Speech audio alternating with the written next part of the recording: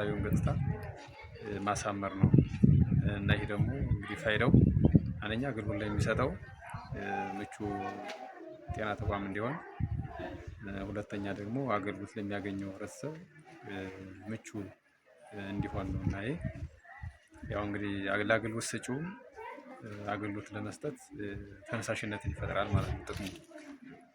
ተገልጋዩን ደግሞ ያው መድኃኒት የታዘዘለትን ከመውሰድ ባሻገር ምክር አገልግሎት ከማግኘት ባሻገር በግቢ ውስጥ ሲንቀሳቀስም ሆነ የሞራል ሳቲስፋክሽን ስለሚያመጣ ለዛ ነው እንግዲህ ይህን ስራ የተሰራው ማለት ነው።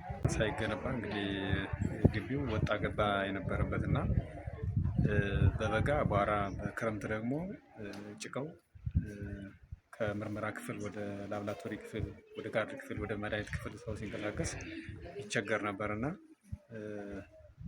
አሁን እሱ ስለሌለ በጣም ጥሩ ነው። አሁን እንዳያችሁት ከምርመራ ክፍል ወደ ላብራቶሪ ክፍል እንዲሁም ወደ መድኃኒት ክፍል፣ ወደ ካርድ ክፍል ስለተሰራ የተሻለ እንትን አለው ማለት ነው እና በዚህ ለውጥ አለ።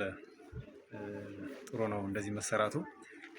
ወደ ሌሎችም ያላለቁ አካባቢዎች ቢያልቅ የሚል ግብረ መልስ ነው ያለው ከህብረተሰቡ እና ያው ነባር ጤና ተቋም ነው። እስካሁንም ዘግይቷል። አሁን ደግሞ በመሰረቱ ደስተኛ ነው ህብረተሰቡ።